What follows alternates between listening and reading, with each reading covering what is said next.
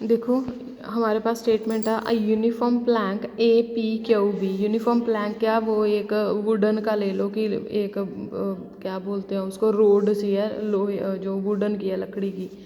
APQB 12 metre long, rest upon 2 supports, 2 supports हैं उसको P और Q पे वो रेस्ट कर रही है, तो जो भी उसका सपोर्टिंग सिस्टम होगा प्रेशर उसी के अकॉर्डिंग आता है, ठीक है।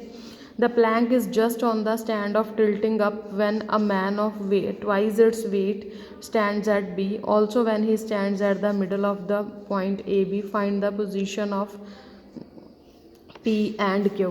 ये हमारे पास एक यूनिफॉर्म प्लैंक है, यूनिफॉर्म प्लैंक है AB एंड इसकी लेंथ क्या है टोटल 12 मीटर, और क्योंकि यूनिफॉर्म है देयरफॉर मिडल से इसका वेट हैंग करेगा, लेट इट बी W, ठीक है।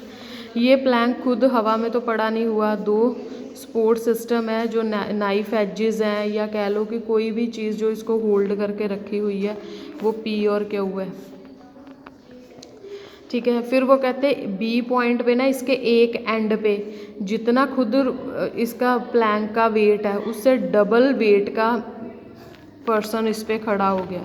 नेचुरली क्या होगा, जब इस पर कोई आदमी खड़ा हो गया, ये नीचे को जाएगी, ये ऊपर को जाएगी, so from A it will tilt up, ये ऊपर चली जाएगी क्योंकि आदमी का वेट 2W है, तो जब भी वो यहाँ पे खड़ा होगा तो ये नीचे को ही जाएगी, और फिर जो प्रेशर भी पड़ेगा वो इसी पे पड़ेगा क्योंकि इससे तो इसने ऊपर उठ जाना है। समझ रहे हो ना इमेजिनेशन की। ये हमारे पास प्लैंक है, यहाँ पे एक पर्सन नीचे इसके एक कॉर्नर पे खड़ा हो गया तो ये ऐसे हो जाएगी, सिर्फ एक पोर्शन पे रहेगी, दूसरे पे तो ये ऊपर उठ जाएगी, इसलिए कोई प्रेशर नहीं पड़ेगा दूसरे पे, ठीक है। Also determine the points when the man should stand in order that the pressure on 2 of its support be equal. Let W be the weight of the uniform plank whose weight acts at G and the midpoint of AB. Obviously uniform है, midpoint पे ही जाएगा। When a man of 2W stands at B, the plank tilts about Q leaving its contact at P. P तो उनका contact छुट जाना है और उन्हें tilt हो जाना है, टेढ़ा हो जाना है, ठीक है। So that the plank is in equilibrium under the pressure of the forces. Now there are 3 forces, one is W, second is 2W and third one is R. And taking moment about Q, किसी भी point they about moment लेना सी, मैं Q they about लिता क्योंकि R बारे मैंने कुछ unknown force से पता नहीं, और R Q चो पास कर दी पिया तो मोमेंट क्या होएगा 0, और W इंटू जी Q आ जाएगा, 2W इंटू B Q आ जाएगा, ठीक है। सो W इंटू जी Q इनकी की है क्लॉक एंटी क्लॉक वाइज है तो पॉजिटिव, एक क्लॉक वाइज है तो नेगेटिव, ठीक है। So QB is equal to 2 metre आ गया। Again when the man of the way 2W stands at the middle point M of AP, अगर AP ਦੇ ਮਿਡ ਪੁਆਇੰਟ ਤੇ ਖੜਾ ਹੈ ਦੈਨ ਹੁਣ ਰੋਡ ਕਿੰਦੇ ਤੋਂ ਟਿਲਟ ਹੋ ਜਾਣੀ ਹੈ, ਕਿਉਂ ਤੋਂ ਉਹਦਾ ਕੰਟੈਕਟ ਛੁੱਟ ਜਾਣਾ, ਠੀਕ ਹੈ। ਹੁਣ ਪ੍ਰੈਸ਼ਰ ਕਿੰਦੇ ਤੇ ਆਏਗਾ P ਤੇ ਬੇਟਾ, ਜਿੰਦੇ ਤੇ ਕੰਟੈਕਟ ਪੁਆਇੰਟ ਪ੍ਰੈਸ਼ਰ ਹੁੰਦੇ ਤੇ ਜਾਂਦਾ। ਅਗੇਨ ਮੂਵਮੈਂਟ फाइंड आउट कर लेना, ਤੁਹਾਡੇ ਕੋਲ आंसर आ जाएगा। सो P और Q फाइंड आउट हो गए। Also determine the point where the man should stand in order that the pressure on 2 supports भी इक्वल। आदमी नूं किहड़े पॉइंट ते खड़ा होना चाहिए सो दैट दोनों ते जिहड़ा प्रैशर है आर सेम होवे। So man should stand at D point where D is any point such that GD is equal to X consider किया है कि from middle point the D किन्नी क दूरी ते है, X दूरी ते है, और प्रैशर दोनों ते सेम है, कंडीशन गिवन है। अगेन हुण 4 फोर्सिस है, एक गल क्लीयर है, 2 फोर्सिस उपर है 2 फोर्सिस नीचे है, इक्विलिब्रियम दे विच वो कहंदे पई होगी तो इहदा मतलब उपरली फोर्स का सम और नीचे वाली फोर्स का सम सेम होएगा। Therefore R dash plus R dash is equal to W plus 2W, that means R dash is equal to 3/2W।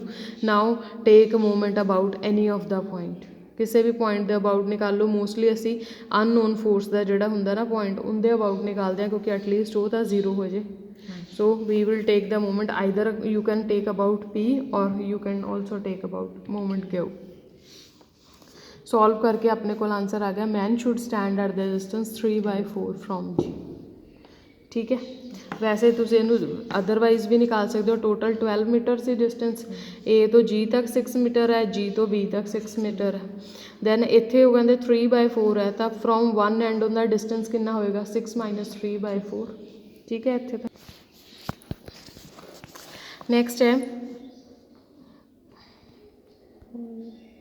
Forces of magnitude P, 2P and 3P act along the sides BC, CA and AB of equilateral triangle. Equilateral triangle की है in which all sides are equal and all angles are also 60 degree.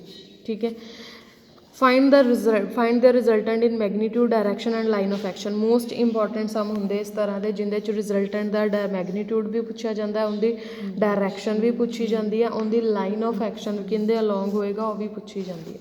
So first of all we draw a triangle, equilateral triangle है, each angle will be 60 degree and exterior angle will be 120 क्योंकि total angle 180 ਹੁੰਦਾ ਹੈ line angle straight line ਦੇ ਉੱਪਰ. ठीक है.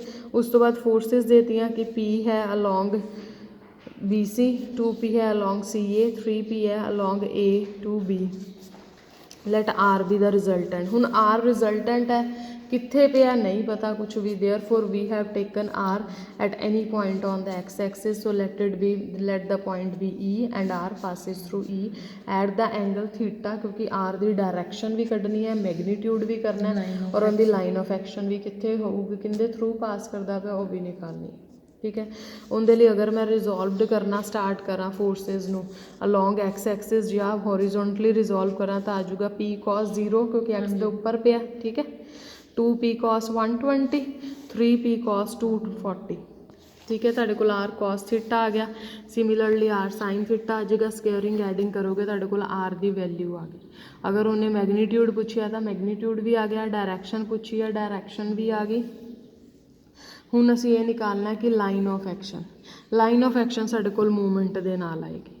ਸੋ if each side of the triangle ਕਿਉਂਕਿ equilateral triangle ਹੈ, each side is A then taking movements about B ਦੇ ਅਬਾਊਟ ਮੈਂ ਮੂਵਮੈਂਟ ਲੈਣਾ ਸਟਾਰਟ ਕੀਤਾ ਤਾਂ B ਤੋਂ ਇੱਕ ਫੋਰਸ ਦਾ ਪਾਸ ਕਰ ਰਹੀ ਹੈ 0 ਹੋ ਜਾਏਗੀ, ਦੋ ਫੋਰਸਿਸ B ਚੋਂ ਪਾਸ ਕਰ ਰਹੀ ਹੈ, ਅੱਛੀ ਚੀਜ਼ ਹੈ. ਆ ਵੀ 3P ਵੀ ਇੰਟੂ 0 ਹੋ ਗਿਆ, P इंटू भी 0 हो गया, रह गया सिर्फ 2P इंटू दिस तो एक R ਦਾ ਇਹਦੇ ਤੋਂ परपेंडिकुलर डिस्टेंस, ਉਹ परपेंडिकुलर डिस्टेंस ड्रॉ करने पैने. एक तो आ बनेगा फ्रॉम B,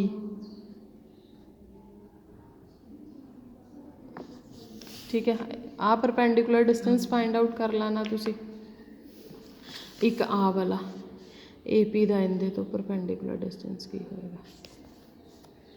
ठीक है. साइड दिती हुई है कि साइड A है तो अगर आ साइड A है, आ 90 डिग्री है, आ सामने 60 डिग्री है तो ये की है A sin 60 डिग्री. ठीक है. आ वाली फाइंड आउट करनी पड़ेगी. B2 लेट इट बी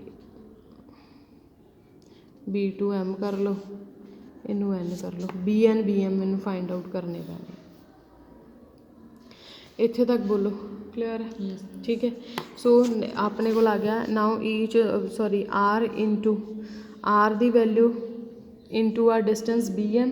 ਹੁਣ BM देखो ईजीली फाइंड आउट होना नहीं क्योंकि मैनू BC ਦੀ वैल्यू ਦਿੱਤੀ है जबकि मेरे को BE है. सो इनू पूरे नू मैं अज्यूम कर लिया X. ठीक है. और अगर आ तुहाडे कोल theta then this also will be theta corresponding जो वर्टिकल ऑपोजिट एंगल लैंदे हो. ठीक है. सो तुहाडे कोल इनदी वैल्यू BM तुहाडे कोल की आ जाएगा, BM will be equal to let BE is equal to X. then BM तुहाडे कोल की आ गया X sin theta. so R into X sin theta is equal to P into 0, 3P into 0, 2P into A sin 60 degree तुहाडे कोल value